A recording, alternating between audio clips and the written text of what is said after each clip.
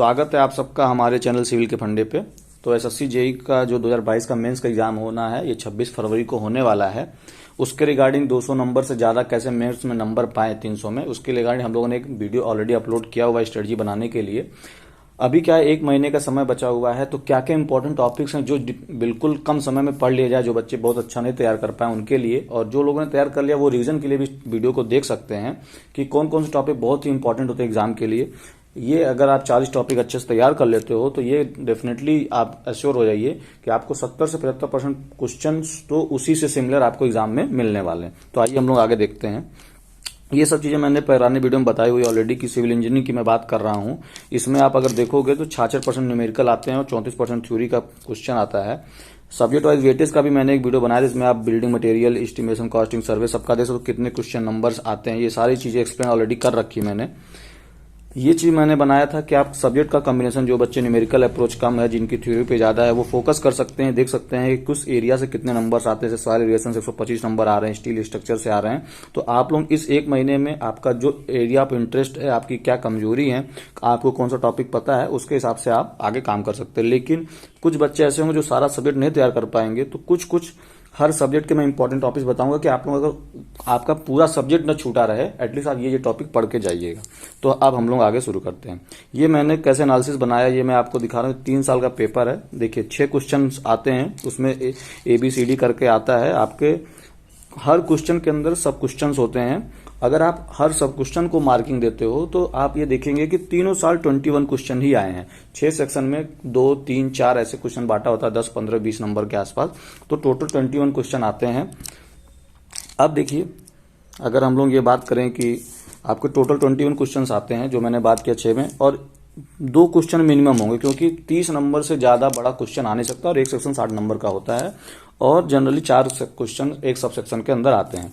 तो अगर हम इतना देखें तो किसी भी बच्चे को पूरा पेपर अटेम्प्ट करने के लिए उस 21 में से सिर्फ 17 से 19 क्वेश्चन पे ही सॉल्व करना पड़ेगा। वो डिपेंड करता है कि वो कौन सा सेक्शन सॉल्व कर रहा है। अगर आपको ऐसा सेक्शन छोड़ो जिसमें 2 क्वेश्चन है तो आपको 19 क्वेश्चन सॉल्व करने पड़ेंगे।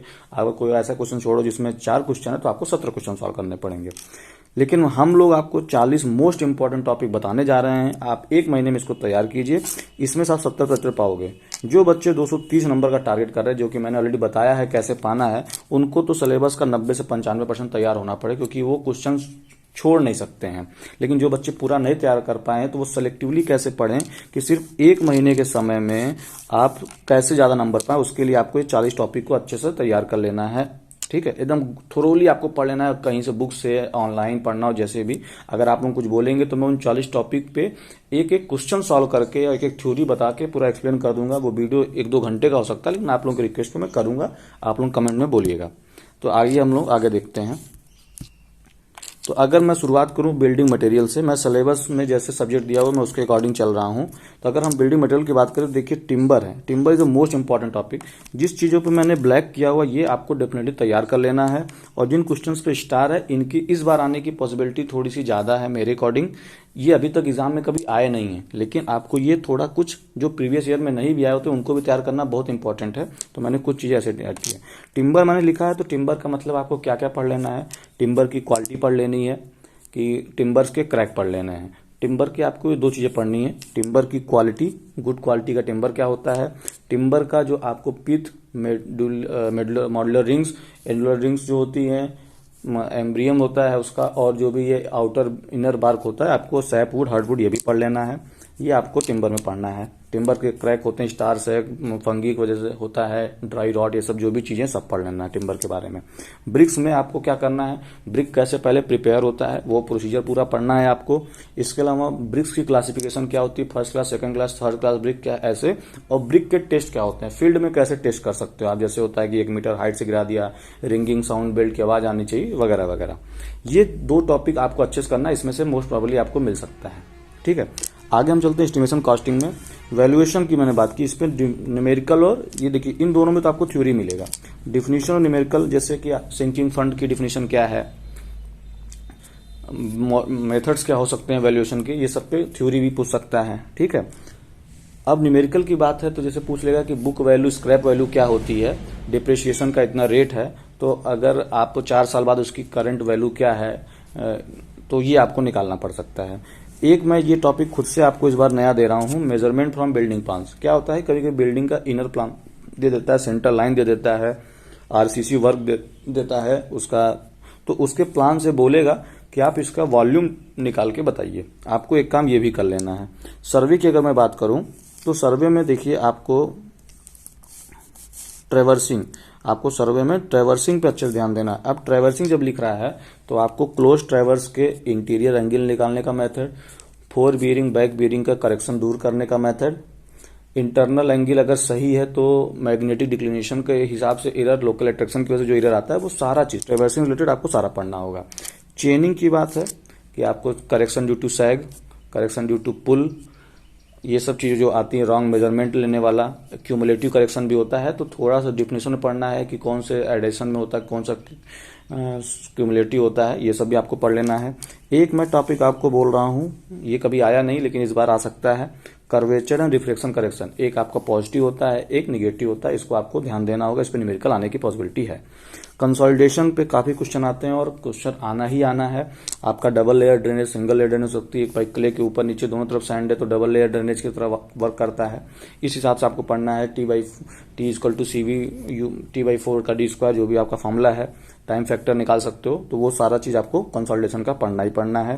इसके अलावा आप कॉम्पैक्शन का टॉपिक एक बार जरूर पढ़ के जाइए, अच्छे से तैयार कीजिए कि मैक्सिमम ड्राई डेंसिटी कैसे निकाली जाती है, ऑप्टिकल मॉइस्चर क्या होता है, कॉम्पैक्शन करने की मेथड्स क्या है, इस पर थ्योरी की पॉसिबिलिटी मैं इस बार एक्सपेक्ट कर रहा हूं कि कॉम्पैक्शन के लिए कौन कौन से इंस्ट्रूमेंट, जैसे सी फूड रोलर यूज करते हैं, न्यूमेटिक रोलर यूज कर सकते हैं, तो इन सबको थोड़ा सा आप पढ़ के जाइएगा। डायरेक्ट शियर स्ट्रेंथ के लिए डायरेक्ट शियर टेस्ट और ट्राइव टेस्ट, इन दोनों को आप विद डायग्राम अच्छे से प्रिपेयर कर लीजिए। पूरा प्रोसीजर क्या है, किस किस स्टेप में कैसे फॉलो किया जाता है, उसका इंस्ट्रूमेंट की साइज क्या है, सब आपको तैयार होना चाहिए। अर्थ प्रेशर में आपको एक्टिव अर्थ प्रेशर ही पे फोकस ज्यादा करना है, पैसिव आप नहीं भी करेंगे तो भी बहुत प्रॉब्लम नहीं, लेकिन एक्टिव अर्थ प्रेशर में आपको टेंशन क्रैक पे भी अच्छे से पढ़ लेना है कि अगर क्ले की वजह से करते हैं तो 4C/γ जो होता है आपका जो भी फॉर्मूला है उसके हिसाब से आप निकाल सके। ये आपको रिटेनिंग वाल पे एक्टिव अर्थ प्रेशर आपको ध्यान देना है कि जब सबमर्ज कंडीशन होती है तो वाटर के साथ आपको KA का फॉर्मूला नहीं लगाया जाता है, वाटर पूरा लोड आता है, उसका γW पूरा लिया जाता है, ये चीज बहुत ध्यान में रखनी होती है। इसके बाद सॉइल का क्लासिफिकेशन आपका ग्रेन साइड डिस्ट्रीब्यूशन होता है, D60 D10 निकालते, coefficient of curvature, coefficient of uniformity, ये सब आपको अच्छे से तैयार करना है। और जो मिक्स टाइप की सॉइल आती है, GLMC करते हैं, GLMI करते हैं, उसके हिसाब से आप देख सकते हैं। फिर आपका property of soil index, property of soil में आपको सॉइल डेंसिटी इंडेक्स निकाल सकते हो, वाटर कंटेंट्स, और जो भी पिक्नोमीटर मेथड से स्पेसिफिक ग्रेविटी निकालते हो, ये सब पे भी आपको बेसिक पता होना चाहिए। इसके अलावा ये सबसे इंपॉर्टेंट टॉपिक है डिस्चार्ज फ्रॉम वेल। ये आपका कन्फाइंड एक्वीफर से भी आ सकता है, अनकन्फाइंड से भी आ सकता है, आपको डुपिक्स थ्योरम भी प्रयोग करना पड़ सकता है और थेम्स भी करना पड़ सकता है। दोनों का फॉर्मूला लगभग सेम है, एक में आपका इनफाइनाइट डिस्टेंस लगभग 1000 मानते हैं, रेडियल ऑफ वो मानते हैं R, और उसमें ऑब्जर्वेशन वेल नहीं होता है, एक में ऑब्जर्वेशन वेल भी ले लेते हैं। दूसरी चीज यहाँ ध्यान रखना है, इसके साथ साथ आपको ट्रांसमिसिबिलिटी और परमेबिलिटी भी पूछ सकता है, कभी कभी डिस्चार्ज देता है, डिस्टेंस देता है, तो इसके संबंधित जितने न्यूमेरिकल पॉसिबल है वो आपको ट्राई कर लेने हैं। सॉरी, अब हम लोग थोड़ा हाइड्रोलिक्स पे आ जाते हैं। सॉरी, देखिए मिट गया ऊपर। हाइड्रोलिक्स में अगर आप देखेंगे तो आपको चैनल सेक्शन पे करना है, चैनल सेक्शन आपको करना है। चैनल सेक्शन में क्या है कि ट्रेपोजाइडल सेक्शन जो होता है आपका, उसका पेरीमीटर और आपका जो उसका टोटल एरिया है फ्लो का, इन सब पे काम करते हुए आपको इकोनॉमिक सेक्शन भी निकालना पड़ सकता है।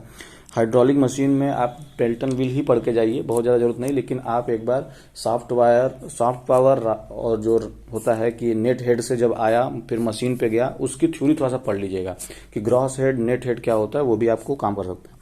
ये टॉपिक मैं बोल रहा हूँ, आप लोग जरूर तैयार कीजिए। फ्लो थ्रू पाइप सीरीज में भी ऐड की जाती है, कभी कभी क्या होता है कि दिया होता है 2 टैंक ऐसे जुड़े हुए हैं और सीरीज में पाइप जा रही थी, फिर बोलता है यहाँ से एक पैरेलल पाइप और जोड़ दी गई है, तो क्या डिफरेंस आएगा, डिस्चार्ज पे क्या अंतर आएगा, ये सारी चीजें पूछता है, इसको आप लोग देख लीजिएगा।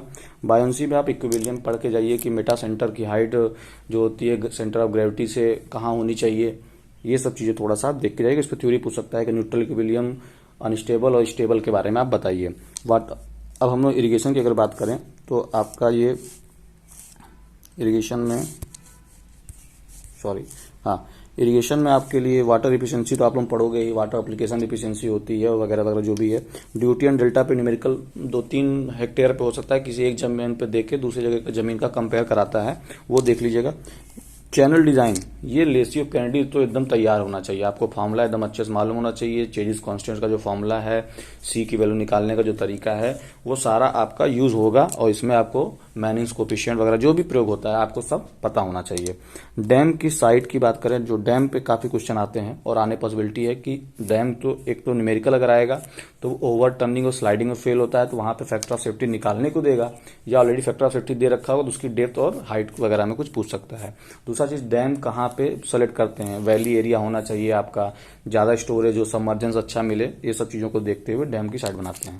अगर हम ट्रांसपोर्टेशन की बात करें तो overtaking side distance is very most important topic. आपका D1 plus D2 plus D3 निकालना होता है, आने वाली व्हीकल जाने वाले, आपको तैयार वो वाले क्वेश्चन भी करने जिसमें सिर्फ डिजाइन स्पीड दिया होता है, तो आपको उसके हिसाब से हाईवे के हिसाब से नेशनल हाईवे भी लिख रखा हो तो आप स्पीड एक अज्यूम भी करते हो, फिर D-16 और 4.5 करते हो जो भी। इसमें आपको ध्यान देना है कि किलोमीटर MPH है या मीटर पर सेकेंड है, इसमें आप लोग गलती कर जाते हो, तो वो थोड़ा सा देख लीजिएगा। सुपर एलिवेशन और कर्व, ये जरूर पढ़ लीजिएगा आप लोगों की, सुपर एलिवेशन पे जो डिजाइन करते हैं हम उसको कैसे किया जाता है, और ये super elevation curve highway plus railway दोनों के लिए मैं बात कर रहा हूँ। कैन डिफिशियंसी जो रेलवे में यूज करते हैं वो सेम चीज है, तो वहां भी आप इसको पढ़ के जाइएगा। रेलवे ट्रैक में क्या होता है, परमानेंट वे है, उसमें बैलास्ट के बारे में प्रॉपर्टी पढ़ लीजिएगा आप लोग। स्लीपर्स की प्रॉपर्टीज पढ़ लीजिएगा, स्लीपर की अच्छी रिक्वायरमेंट क्या होती है, broad gauge, metre gauge, narrow gauge, कैसे हम डिसाइड करते हैं कि जैसे छोटी टॉय ट्रेन है या जो भी चीज़ें, जैसे हमारा मेट्रो मीटर गेज पे, बाकी बड़ी ट्रेन हमारी इंडिया की ब्रॉड गेज पे है, तो ये कैसे होता है थोड़ा देख लीजिएगा। स्पीड डिले स्टडी आप लोग पढ़ लीजिएगा थोड़ा सा, ठीक है। अब इसके अलावा अगर मन करता है, मैं इसमें नहीं मेंशन कर रहा, लेकिन थोड़ा सा सिग्नल्स पे पढ़ लेंगे तो अच्छा रहेगा थ्योरी पर्पज से। इन्वायरमेंट की बात करूं मैं तो इन्वायरमेंट में आपका एक तो वाटर डिमांड किसी सिटी के बारे में दे देगा कि इतने लोग रहते हैं, इनका पर कैपिटा डिमांड इतना है, इतने पाइप से इतने ऊंचाई से पानी लेके आना है तो उसका डाया कितना होगा पाइप का, ऐसे कुछ क्वेश्चन पूछ सकता है। सेडिमेंटेशन टैंक आपका पूछ सकता है, रेक्टेंगुलर सेडिमेंटेशन टैंक डिजाइन करने का आ सकता है। डिस्पेक्शन फिल्ट्रेशन की प्रॉपर्टी पूछ सकता है, यूवी मेथड होते हैं और आपकी क्लोरिनेशन प्रोसेस है, इन सब पे भी क्वेश्चन आपके आ सकते हैं, तो ये आप लोग अच्छे से तैयार कर लीजिएगा। एयर पॉल्यूशन थोड़ा सा इस बार आप लोग पढ़ के जाइए, मैं बोलूंगा, क्योंकि इस समय ये करंट में भी चीजें चल रही हैं, जो पेपर बनाता है वो चाहता है कुछ करंट अपडेट भी आप लोगों से पूछे, तो पॉल्यूशन काफी फैला हुआ है, तो एयर पॉल्यूशन को एक टॉपिक आप लोग जरूर पढ़ के जाइए। अब हम लोग अपने लास्ट फेज में आ रहे हैं, स्ट्रक्चर। इसमें आप लोग देख रहे हो कि स्ट्रक्चर में SFD BMD पढ़ना है। आप लोगों को फिक्स्ड स्ट्रक्चर पे बहुत ज्यादा फोकस करने की जरूरत है भी नहीं और जरूरत भी नहीं है, आप ओवरहैंगिंग पे ही पढ़िए, ओवरहैंगिंग पढ़िए और कैंटिलीवर कर लेंगे। इसका SFD BMD आप अच्छे से कर लो। ओवरहैंगिंग दोनों साइड से हो सकता है, एक साइड से भी हो सकती है, उसके अकॉर्डिंग आप काम कर लीजिए। थोड़ा सा आप लोग अगर मन करे, समय मिलता है आप लोगों को, तो आप लोग बियरिंग स्ट्रेस और शियर स्ट्रेस का कंपाउंड सेक्शन पे, कंपाउंड सेक्शन क्या होता है कि आपका ऊपर कोई और सेक्शन और नीचे कुछ और होता है, तो इस पे क्या डिस्ट्रीब्यूशन का असर आता है, हम जो मॉडुलस ऑफ इलास्टिसिटी इक्विवेलेंट निकालते हैं वो कैसे निकाला जाता है, वो सब आप थोड़ा सा काम कर लेंगे तो आपके लिए अच्छा होगा। कंक्रीट टेक्नोलॉजी में workability is the most important topic. इसमें आपका slump test, compaction pressure test, ये सारे जो टेस्ट हैं इनको आपको अच्छे, VB टेस्ट जो होता है, ये तीनों टेस्ट तो अच्छे से तैयार होना चाहिए विद थ्योरी। और इस वर्केबिलिटी की वजह से क्या क्या चीजें असर होती है, वर्केबिलिटी पे क्या फैक्टर अफेक्ट करते हैं कि भाई वाटर कंटेंट का अफेक्ट कैसा होता है, सीमेंट का, एग्रीगेट का, राउंड एग्रीगेट है या एंगुलर एग्रीगेट है, ये अच्छे से पढ़ के जाना है। सीमेंट के टेस्ट आप लोग क्या करते हो, परमेबिलिटी करते हैं, फाइनेंस निकालते हैं, जो भी चीजें हैं आप उसको जरूर पढ़ के जाइए। स्लैब RCC में तो देखिए स्लैब डिजाइन आपको पढ़ना है, 2 वे स्लैब, 1 वे स्लैब बस पढ़ लो। स्लैब डिजाइन वही 2 होती ही है आपकी नॉर्मल। बीम डिजाइन में आपको सिंगली बीम डिजाइन करने को आता है, कभी भी इसने डबली बीम पूछा नहीं, उसकी प्रोबेबिलिटी भी बहुत कम है, क्योंकि बहुत लेंथी क्वेश्चन पूछता नहीं, 2 घंटे के पेपर में आधा घंटे क्वेश्चन नहीं लगाना है। मुश्किल से ऐसे क्वेश्चन पूछे जाते हैं जिसपे आप 15 से 10 मिनट में सॉल्व कर सको, तो बीम डिजाइन आपको पढ़ लेनी है। इसमें न्यूट्रल एक्सिस निकालना या एरिया ऑफ रेनफोर्समेंट निकालना, लोड दे रखा होगा, कॉलम का आपको लोड निकालना, भाई एक आपका सर्कुलर कॉलम होता है, हेलिकल स्प्रिंग होती है, तो उसमें आप 5% बढ़ा देते हो कैपेसिटी, ये थोड़ा सा ध्यान रखने वाली चीज है। इसके अलावा कभी कभी थ्योरी में पूछ सकता है कि WSM LSM का कंपेयर कीजिए कि क्या माना है, तो उसमें हम फैक्टर सेफ्टी जो है उसमें LSM में हम फ्रैक्चर ले लेते हैं, वहां पे फुल स्ट्रेंथ तक जाते हैं, जो भी चीजें हैं आप उसको अच्छे बता सकते हैं। स्टील के लिए अगर हम बात करें तो मोमेंट ऑफ इनर्शिया देख लीजिएगा। वेल्डेड कनेक्शन में थोड़ा बहुत आपको फिलेट वेल्ड और बट वेल्ड में इसमें कंफ्यूजन वहां पे हो जाता है, जो आप साइज ऑफ वेल्ड निकालते हो और थ्रोट थिकनेस जो होती है उसका 0.7 वगैरह जो ले ली जाती है। बोल्टेड कनेक्शन आने के चांसेस ज़्यादा हैं मुझे लग रहे हैं, जिसमें आपको ए नेट निकालने को बोलेगा और बी माइनस अनडी किया जाता है। और आपको यहाँ पे ध्यान देना है कि अगर बोल्ट है तो डी का वैल्यू जो माइनस किया जाता है वो the nominal dia plus extra जो हम लेते हैं वो लिया जाता है। लेकिन जब उसको सीयर में फेल कराते हैं, बीरिंग में फेल कराते हैं तो हम सिर्फ डाया लेते हैं। लेकिन जब राइवेट की वैल्यू आती है तो राइवेट का डायमीटर डी दिया होता है, लेकिन उसको हम टोटल होल के डाया के बराबर मानते हैं, क्योंकि वो जिस एक्शन से उसको परफॉर्म किया जाता है उसमें उसका माना जाता है कि वो पूरा बल जो कि उसके फिल कर लेता है। तो ये आप लोगों के लिए मैं मोस्ट इंपॉर्टेंट टॉपिक दे दिया। आप लोग अच्छे से इस टॉपिक को तैयार कर लीजिए। जो मैंने ब्लैक से बोल्ड कर रखे हैं उन टॉपिक को तो आपको एकदम अच्छे से तैयार कर लेना है। और जो टॉपिक मैंने स्टार्ट किए हैं उनकी आने की थोड़ी सी मैं बोल रहा हूं कि अभी तक आए नहीं लेकिन इस बार आ सकते हैं, तो आप लोग उस पर भी काम करिए। अगर आप लोगों की रिक्वायरमेंट हो आप लोग मैसेज हमें कमेंट में करिए, तो हम इन 40 टॉपिकों पे एक एक क्वेश्चन सॉल्व करने की कोशिश करेंगे और आपको खुद से एग्जाम से पहले प्रैक्टिस कराएंगे। थोड़ा सा लंबा वीडियो हो सकता है, अगर आप लोग बोलेंगे तो हम लोग जरूर करेंगे। तो आप सबको all the very best for examination. जिनकी जैसी तैयारी, अगर 1 महीने का समय कम है आप लोगों के लिए, अभी ज़्यादा तैयार नहीं कर पाए तो आप इन टॉपिक तैयार कर लीजिए। और बाकी ऐसे बच्चे जिनका ऑलरेडी तैयार है वो इसको अच्छे से तैयार करके बाकी चीज़ों को रिवाइज करें। So thank you. और हमारे चैनल को सब्सक्राइब कीजिए और बेल आइकन दबाइए, अपने लोगों दोस्तों के साथ शेयर भी कीजिए अगर आपको ये चीज़ें अच्छी लगती है।